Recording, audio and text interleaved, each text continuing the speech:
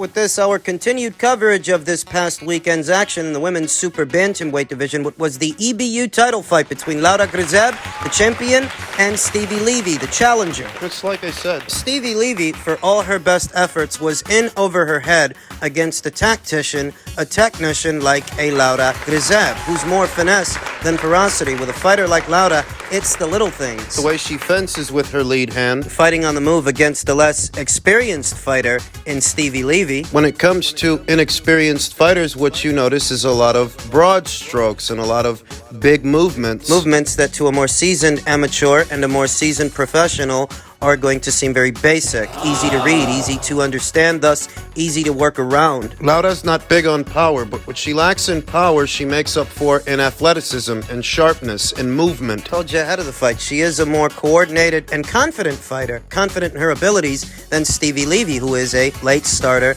in the sport. Yeah. What was Laura Grzyb's first defense of her EBU title? More put-together fighter than Stevie Levy, just bouncing around, staying on her toes, pecking away at Stevie, one shot at a time. Using the ring, Laura is a mover. She can fight coming forward, she can fight moving backwards, she can fight moving lateral, but she's gonna move. Movement is one of her strong suits. She is the comparatively faster fighter and the shorter, sharper puncher, able to effectively counter Stevie Levy. Managed to win a wide points decision in her native Poland. I only wonder now, is she gonna continue to make defenses of the EBU title, and if so, how long does she plan on doing that before she shoots for a world title? The talent pool at 122 pounds, it's a deep talent pool. Feels like Laura Grzyb is taking her time. When you think about it, Ellie Scottney's got less pro fights than Laura Grzyb does, but Ellie has already fought former world champions, and she's a world champion herself. You think about Ramla Ali, her last fight, what was a big step up in class against Guzman, hard puncher, former world title challenger. She challenged Jamie Mercado for the WBC title at this weight. Think about what unbeaten up-and-comers there are at 122. Argentina's own Nazarena Romero, who very recently challenged Mayerlin Rivas for her WBA title. You think about that. And then you think about Laura Grzyb, who comes from a respectable amateur background. She's been in the pros long enough, and you do start to wonder, when is she going to mix it up with the other world-class fighters, the world-class boxers, the world champions? Of which there are 4 at this weight. United Kingdom's own Ellie Scottney, Crawford. holding the IBF. Mexico's own Jamie Mercado, she's got the WBC. France's own Sigaline Lafarve, she's got the WBO, and Venezuela's Mayerlin Rivas, she's got the WBA. There are ample unbeaten up-and-comers, ample champions at this weight for young Laura Grzyb to take on. Not a critique, it's not a criticism, by the way, but it does feel like she's being brought along a bit more gradually than some other fighters. Like I said, Ellie Scottney's got less pro fights overall than Laura Grzyb, but Ellie's already a world champion. Yeah. And I think she's younger than Laura Grzyb too. It feels like Laura has been working on the outskirts, bit of an outlier, on the fringe of the division. Her quality of competition is respectable. It's respectable so far, but when you compare it to what some other fighters are doing, it does feel like she could be a bit more ambitious. Maybe she's taking her time. This is a deep division. It is a very deep weight class, and it will be difficult to pry a world title away from these champions. These are all formidable fighters. There are no world titles of opportunity at 122. You've got to fight. You've got to fight hard to get one. Laura would. Perhaps she knows that, and perhaps that's why she's taking her time. I mean, it's not the worst thing in the world if she wants to bank more rounds before challenging for a world title. Maybe she'll shoot for one next year. We'll see what happens. In any event, congratulations to her. The prediction stuck, and she was able to effectively outpoint Stevie Levy. Men's super middleweight news, former IBF champion Caleb Plant, who's on the rebound. He wants to run it back with David Benavidez, and he wants to run it back with Canelo. I see no reason for either fight. I see no reason for either rematch at this time. Not now. Caleb Plant needs a takeover fight. Caleb Plant, he's got some rebuilding to do. He's hoping that he'll return to the ring before the year wraps up and eventually take on Charlo. Those are Plant's immediate goals, and while he's confident that he'll pick up those wins and get his career back on track, he's just as convinced that he'll see both Alvarez and Benavidez down the line. Although it may not happen particularly soon, considering how close those pair of losses were, Plant believes that those sequels simply need to happen. Me and Canelo need to run it back. Me and David We need to run it back. Well, Canelo just fought David. David's supposed to be fighting Demetrius Andrade in November. Caleb means to return before this year is out, though, given all this stuff we're hearing about Showtime potentially leaving boxing and what fights remain on the calendar and what fights they're working on. I don't know if they'll have a slot to put Caleb on. Maybe an undercard. Maybe they can stick him on the undercard of Floyd Mayweather's next ring appearance, which is supposed to be going down in December. Danny Garcia's supposed to be on there. Keith Thurman. Maybe they can add Caleb. Against some ham and egg or Caleb, who wants to get Jermall Charlo in the ring, and Jermall warns that he will knock the fuck out of Caleb Plant. You had your chance. There's a hollow words coming from Jermall Charlo, the reigning WBC middleweight champion who hasn't seen action in close to 3 years and very recently got the taste slapped out of his mouth by Caleb Plant. And he didn't do nothing. Didn't do nothing about it. At some point, a fight against Plant will happen. When it does, don't expect a back and forth battle of the minds. From Charlo's point of view, Plant will be left staring up at the ceiling lights and unaware of what just took place. When I get the chance to fight Caleb Plant, said Charlo on Instagram Live, I'm gonna knock the fuck out of Caleb Plant. The nigga who smacked the shit out his brother was in there walking around dolo. White nigga. The other brother got 3 security guards with him walking around the arena. 3 security guards. Nigga smack fire out you. You don't want revenge? You ain't gonna pick up a chair like you was in Alabama night? Yo, my nigga. My nigga. Nigga smack stone cold dog shit out you, nigga. Nigga. And you walking around with security? White nigga walking around like what's popping? Yeah. I don't got no respect for the Charlos. The Charlo brothers' stock, collectively, has dropped, and it's dropped considerably. Whether you're talking about Jermell and the lackluster showing with Canelo, or Jermall and what we've been seeing the last 2 or 3 years from him, when he ran behind security as he was approached by David Benavidez. I forgot what fight that was, his drunken rant alongside Dimitri Bivol. He said he wanted to fight Dimitri Bivol. Remember that? More recently, he got the taste slapped out of his mouth by Caleb Plant. There's video footage of it. He didn't do nothing. The guy slapped him. He didn't do nothing about it. So we're supposed to believe he's gonna knock him out? Now listen, David Benavidez couldn't knock out Caleb Plant. Canelo did, but none of you guys are on his level. David Benavidez, who compared to you is a more active fighter, he couldn't knock out Caleb under the hot lights. You couldn't knock out Juan Macias Montiel. But you're gonna knock out Caleb Plant. Sure. Whatever you say, pal. What else did he say?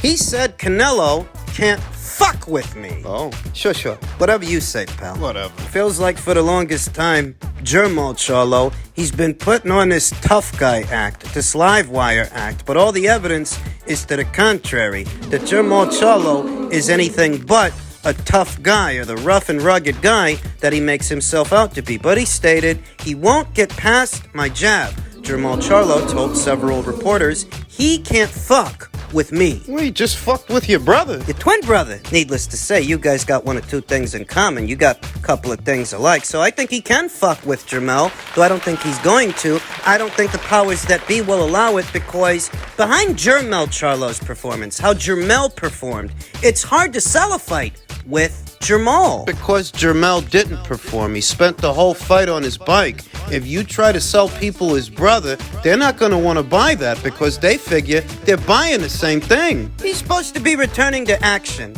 against Jose Benavidez. Jose Benavidez, of all people. And at what weight, I'm still not sure. I'm not sure that after close to 3 years of inactivity, Jermall is going to return as a middleweight, or is this fight going to be at a catch weight of some kind, and that he's fighting Jose, a guy who used to campaign. He used to be a welterweight. What more indication do you need that they're handling the career of Jermall Charlo with kid gloves on than him fighting a former welterweight, a guy in Jose Benavidez who did next to nothing as a junior middle and absolutely nothing as a middle, assuming this fight is at middle, because I don't know if Jermall can make that weight. It's a circus over there, man. The exact reason for Jermall Charlo's absence from the sport of boxing is unclear. All they keep telling you is he was going through some mental health stuff outside of the ring, but if it's real stuff and it's serious stuff, the kind of stuff you need medication for, I hardly think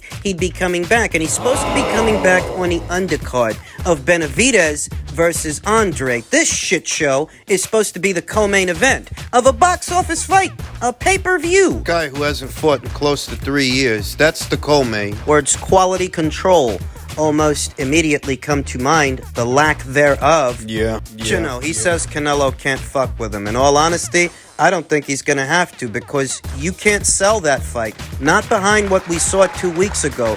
You can't sell Canelo versus Charlo 2 or Charlo number 2, the other Charlo. Nobody wants to see these guys. You heard what Cameron Giles said. If anything in boxing ever makes it to the point, reaches the point, to where people outside of the world of boxing are talking about it, that could be either very good or very bad. So what do you think this is? Use your powers of deduction. Do you think any of this reflects well for both the Charlo brothers as a package? No. As a unit? Do you think anybody is in any hurry to spend their hard-earned dollars on a Charlo fight? No. Best thing Charlo can do is try. Try to take care of business with Jose and then ease yourself into the super middleweight division with a former champion in Caleb Plant, because he needs a rebound fight too. They both do. Jamal's rebounding off of close to 3 years of inactivity, and Caleb is rebounding off that loss to David earlier this year. Have you take over fights, then settle up with each other. Maybe you can sell that. Maybe. And I'm not sure that he delivers. I'm not sure that he knocks out Caleb Plant, because he couldn't knock out Juan Macias Montiel, and David Benavidez, the Mexican monster, he couldn't knock out Caleb. So what are the odds that Jamal can? Come on. Wake up and smell the mediocrity. And just in keeping with the theme of news at or around these weights, a Twitter account that goes by the name According to Boxing, a friend of the channel, he posted an old interview with Canelo Alvarez and Marcos Villegas of Fight Hub TV. The indictment seems to be that Canelo didn't have an issue fighting Errol Spence Jr., but he seems to have an issue fighting Terence Crawford. That's the indictment. It's not the best argument, and we'll get to why that is, but that's the indictment, to which Terence Crawford responded, LOL, what are your thoughts on Canelo saying he can make a fight with Spence at 160, but for me, he says he can't make the weight? Wouldn't make a difference, just a thought. So why is this not the best argument? What's missing? It's not the most well-thought-out argument, because after Canelo Alvarez knocked out Caleb Plant on the PBC side of things over a year ago, they actually offered him Errol Spence Jr.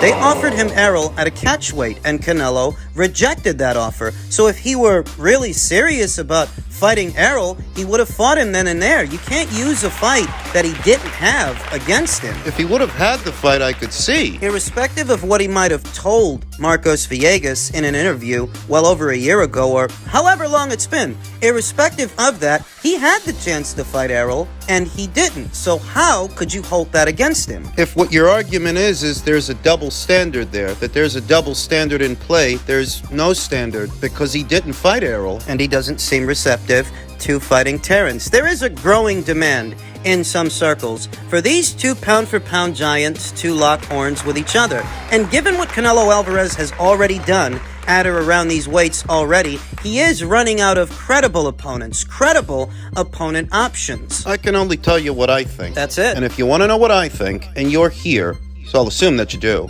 there are only maybe 2 or 3 respectable opponents out there for Canelo. 3, maybe 4, maybe, and that's pushing it. Now, 1 would be Terence Crawford, at least to some people. Some people, like myself, they liken a showdown between Canelo and Terence to the showdown many decades ago between Marvelous Marvin Hagler and Sugar Ray Leonard. It does seem like that kind of situation, a modern-day version of it. So, one would be Terence. The other would be the winner of David Benavidez versus Demetrius Andrade. Whoever wins, the winner of that fight, that would be yet another respectable opponent for Canelo. And yet another is David Morrell. The next so-called boogeyman the PBC shills are hyping up, an unbeaten fighter and WBA regular champion. If nothing else, he is in position to challenge Canelo via the WBA. And who's the fourth? Dimitri Bivol, but I said it before, and I'll say it again. I've no desire to see a second fight between them. I've no desire to see a rematch. Dimitri won the first fight comprehensively, and I think there's... I think that was all there is to see. I'm not too keen on seeing a second fight. I don't really see the need for one. So, for me, I wouldn't mind seeing Canelo fight Terrence. I wouldn't mind seeing Canelo fight the winner of Benavidez versus Andrade, or even David Morrell. The disconnect is, this guy was just in action 2 weeks ago. This is where me and most people differ. The guy literally just fought, and he's not allowed to enjoy his victory. This isn't a poor Canelo thing. Leave Canelo alone. This sounds fucking stupid. It seems fucking stupid because the guy just fought. This is one of those to where, you're expecting a concrete answer from Canelo only 2 weeks after his last fight. This is what you're expecting. At a time when David and Demetrius haven't even fought yet. Their fight hasn't even been officially announced. Terrence has still got to settle affairs with Errol Spence Jr. We don't know what's going to happen with that yet. All we know is that Errol activated his rematch clause, but Terrence wants it at 147. We don't have any finality when it comes to either of those two fights, so before you lambast Canelo for not fighting one of them... Don't you see that all these people you're mentioning have unfinished business? Yeah, I could tell you that it's pretty fucking impractical to expect a conclusive answer from this guy when he literally just fought 2 weeks ago. That's impractical, and I could tell you that, but you should also know. Listen, buddy, he's not coming back till May of the following year. Between then and now, you'll get your answers. You'll get your clarity as to what's next for Terrence and what's going to happen between Demetrius and David. You'll get your answers in due time. When it comes to Canelo, people are just impatient, childish, and borderline deranged. It starts to look that way. The guy literally just fought. What the fuck do you expect? You're expecting finite answers from Canelo on matters that are not finite, matters that have not been finalized. Boxing fans, to me, seem more unruly than any other fan in any other organized sport. I feel like NFL fans understand the NFL better than boxing fans understand boxing. That NBA fans and MLB fans, NHL fans, they understand those leagues, understand those sports more than boxing fans understand boxing. And our understanding. Some of the stuff that boxing fans argue about day to day, a lot of that stuff, it's really fucking stupid. Seriously. Some of this stuff. So what do you want from Canelo? You want a fight date as to when you can expect a Crawford fight? You want Canelo to tell you? You guys have got to pump the brakes.